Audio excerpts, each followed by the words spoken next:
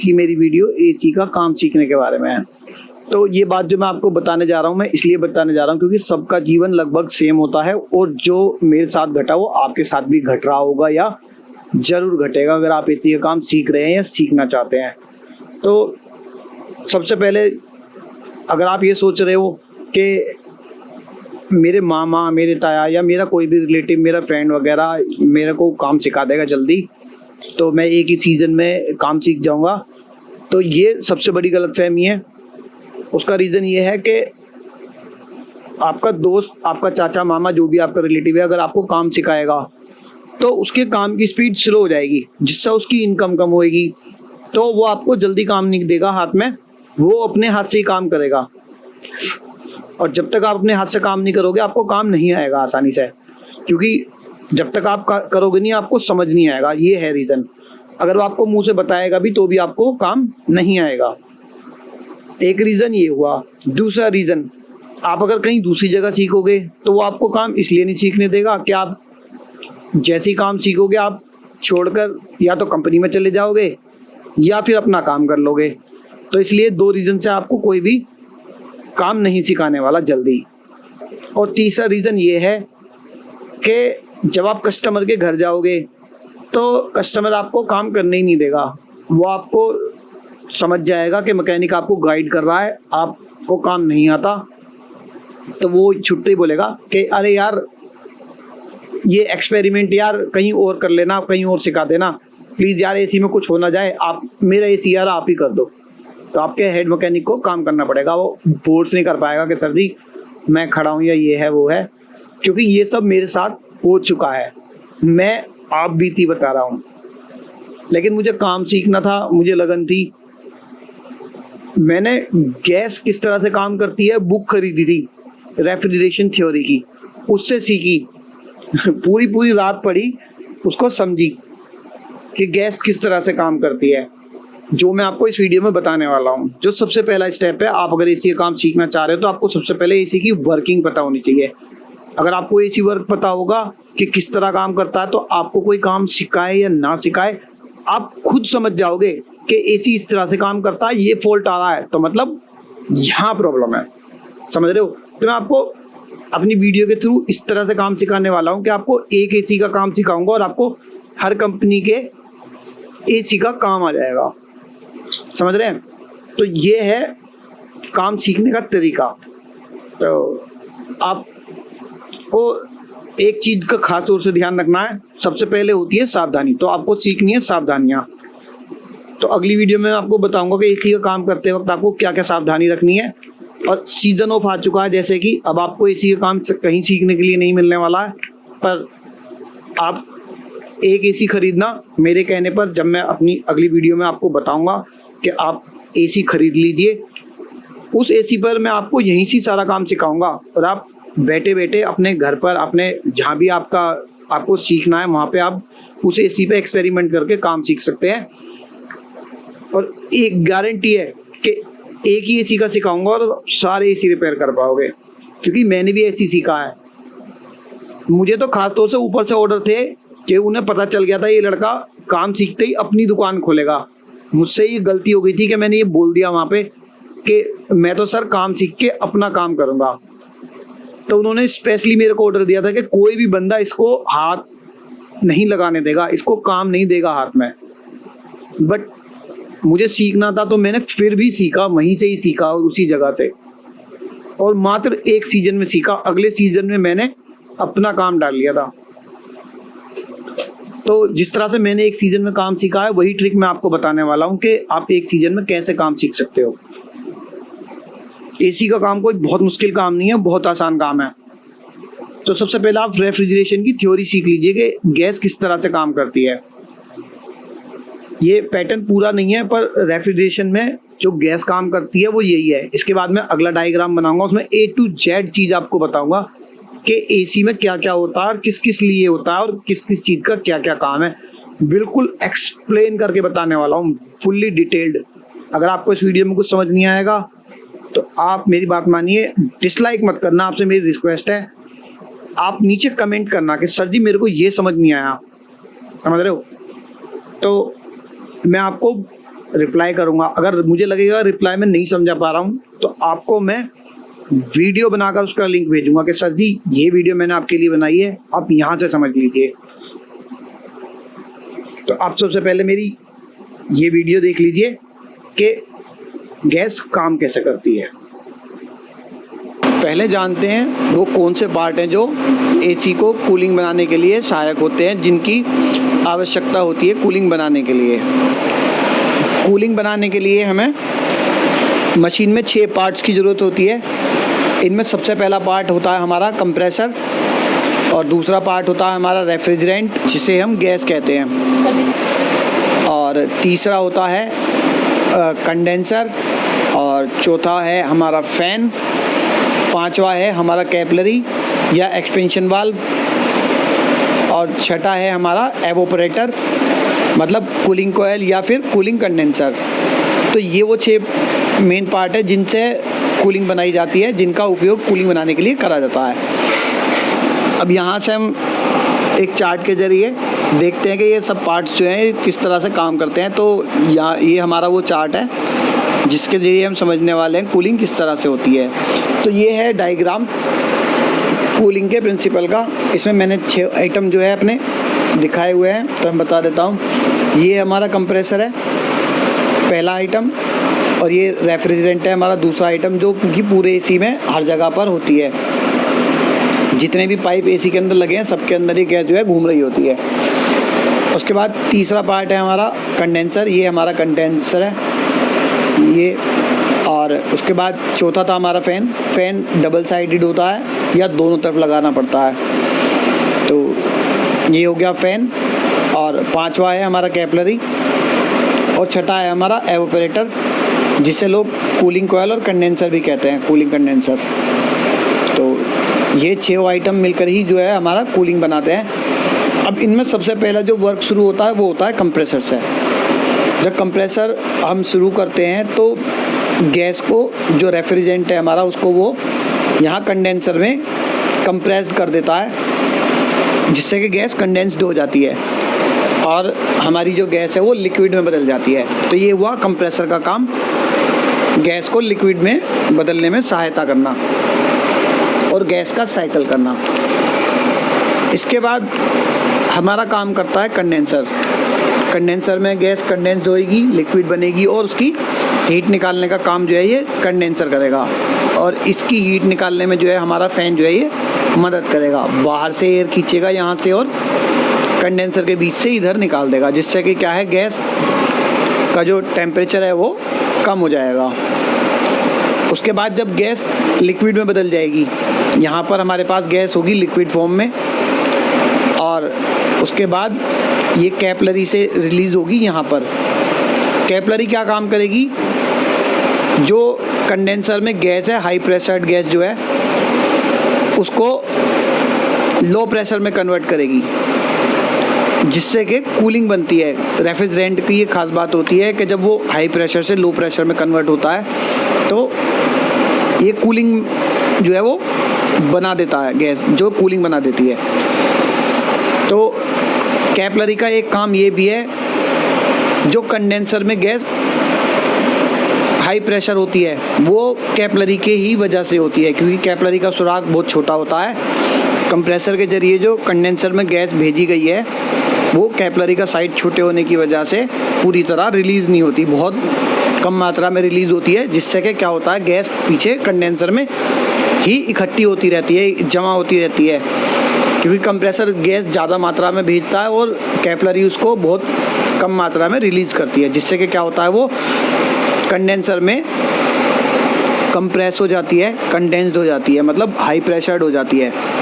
और इसको करने में जो है ये कैपिलरी ही मदद करती है, इसी वजह से वो लिक्विड में बदल जाती है। तो कैपिलरी का ये काम भी, जो कंप्रेसर का ये काम है लिक्विड बनाने वाला गैस को, ये कैपिलरी इसमें मदद करती है इस काम में। इसके बाद हमारा रेफ्रिजरेंट जो लिक्विड फॉर्म में है वो कैपिलरी से रिलीज़ होके फाइनली एवोपरेटर में पहुंचेगा, और जब वो एवोपरेटर में पहुंचेगा तो वो बहुत चिल्ड हो चुका होगा, जिससे क्या है एवोपरेटर जो है हमारा वो बिल्कुल ठंडा हो जाएगा। जब गैस हमारी इसमें आ जाएगी और ये एवोपरेटर हमारा जो है ठंडा हो जाएगा, फिर हमारा फैन जो है यहाँ से वर्क शुरू करेगा।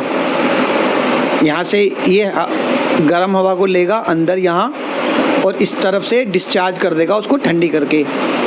जो हवा की गर्मी है वो हमारे गैस में आ जाएगी, जिससे क्या होगा, जो हमारी गैस है वो लिक्विड की फॉर्म की बजाय अब वेपर में बदल जाएगी, मतलब भाप बन जाएगी, गैस बन जाएगी। अब वो लिक्विड नहीं रहेगी, जिससे कि क्या है, गैस का जो टेम्परेचर है वो बढ़ जाएगा, गैस गर्म हो जाएगी। लेकिन मैं बता दूं, गैस इतनी गर्म नहीं होगी जितना हम सोच रहे हैं, पर लेकिन उसका टेम्परेचर जो है वो चेंज हो जाएगा। रहेगी तो वो ठंडी ही, बट लेकिन उसे हीटेड फॉर्म मान लेते हैं गैस की, क्योंकि उसमें क्या होता है, वो वेपर में बदल चुकी होती है, इसलिए उसको गर्म मान लेते हैं। क्योंकि ये जो गैस है काफ़ी माइनस, मतलब बहुत ठंडे मौसम में भी जो है ये वेपर का रूप ले लेती है,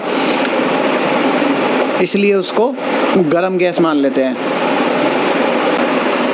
वही गैस जो वेपर फॉर्म है यहाँ से होते हुए हमारे वापस कंप्रेसर में आ जाएगी। कंप्रेसर उसको सक कर लेगा और वापस से डिस्चार्ज कर देगा कंडेंसर के लिए।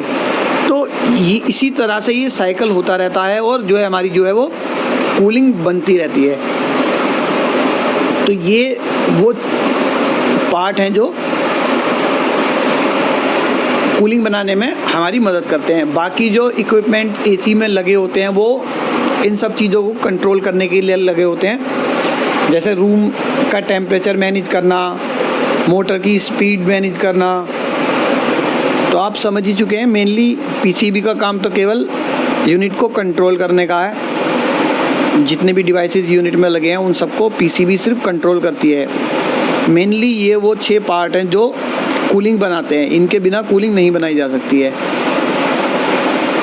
इन पार्ट्स की फॉर्म तो चेंज हो सकती है, बट लेकिन उनकी क्रिया यही रहेगी, जो काम करेंगे वो यही करेंगे। जैसे कैपिलरी की बजाय एक्सपेंशन वाल्व भी लगा लेते हैं, उसमें भी कूलिंग बन जाती है। एक्सपेंशन वाल्व में क्या होता है कि बस उसका साइज़ घटता बढ़ता रहता है ज़रूरत के अनुसार।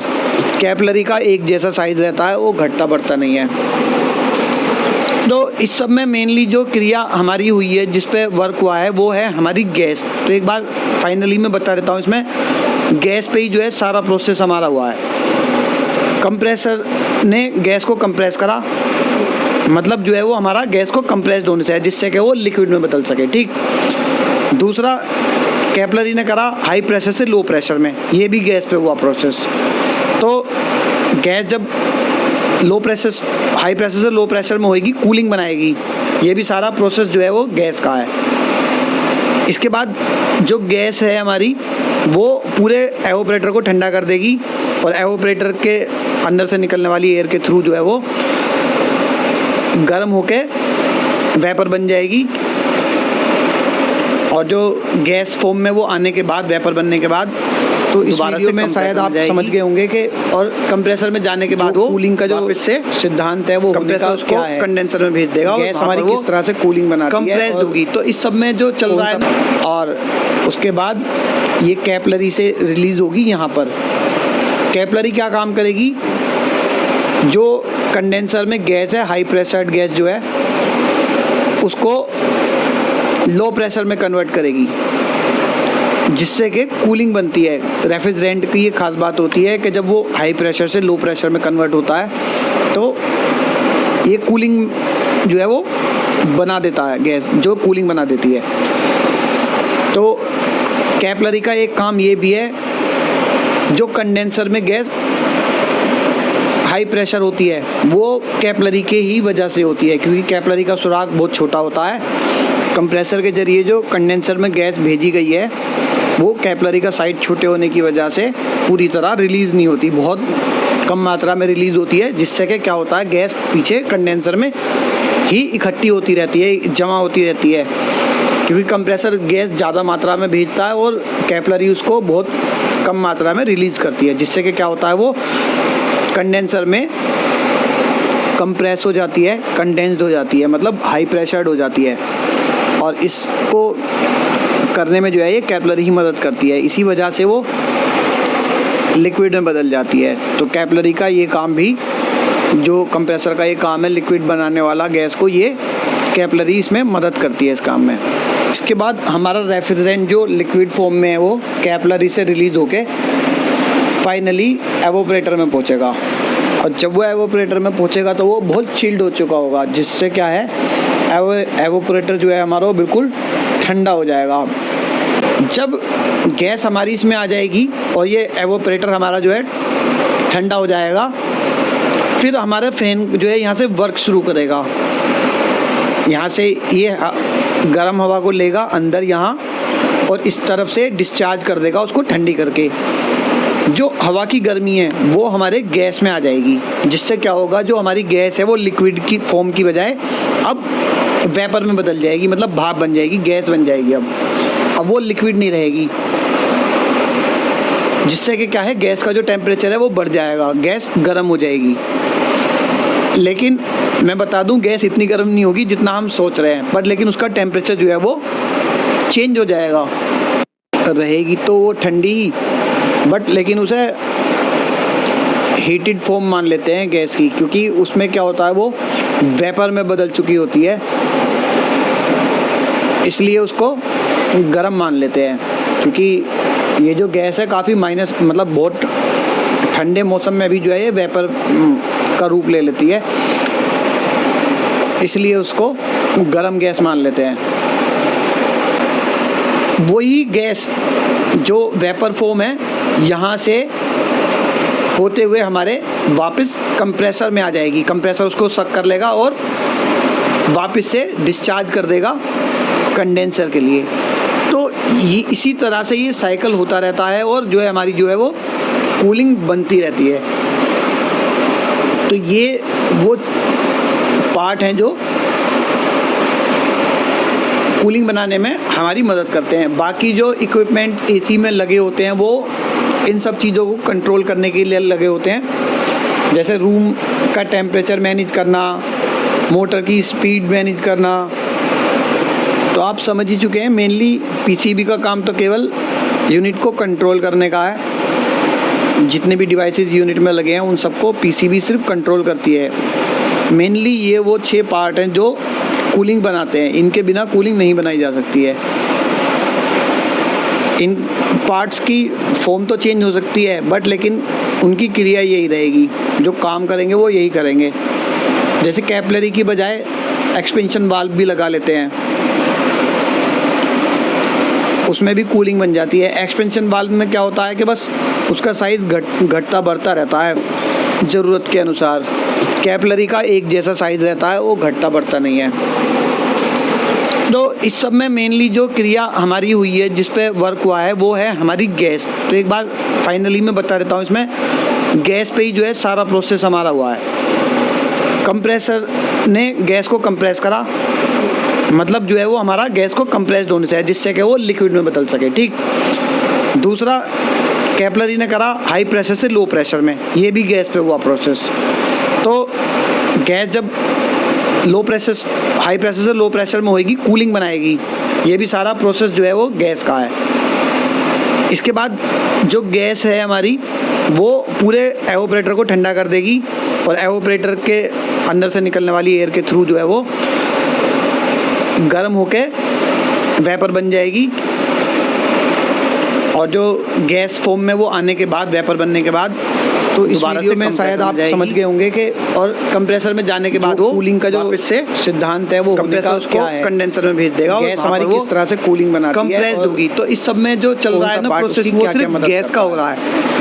गैस पीछे जा रही है, कंप्रेस हो रही है, लिक्विड बन रही है। तो आप फिर लो प्रेशर होके कि मेरी क्या बात है जो आपको कंडेंसर में जा रही है, नहीं आई है, वहाँ पे वो वेपर बन रही है, दोबारा से उसको डिफाइन करने की कोशिश क्रिया बार बार हो रही है, जिससे कि कूलिंग बन रही है, वो आपको समझ में आ जाए। तो मेनली इसमें जो ये सब डिवाइसेस लगे हैं, गैस को ही कंट्रोल वीडियो करने के लिए लगे हैं, काफी डिटेल से वीडियो डालूं, कूलिंग बना रहे हैं कि आप लोग समझ जाएं। अब मेरी बात समझ गए, जैसे कि मैंने जो फंडा इतना सारा बारे में बता दिया, कंप्रेसर का क्या रोल है, 3 तरह का काम गैस को प्रोसेस करने के लिए, कैपिलरी जो 3-4 तरह के काम कर रही है वो बता दिया, कंडेंसर का भी बता दिया है, तो कहीं गर्म से कूलिंग कोयल, जिसको एवोपरेटर बोलते हैं, उसका भी मैंने आपको अच्छे से बता रहती हैं डिवाइसेस की।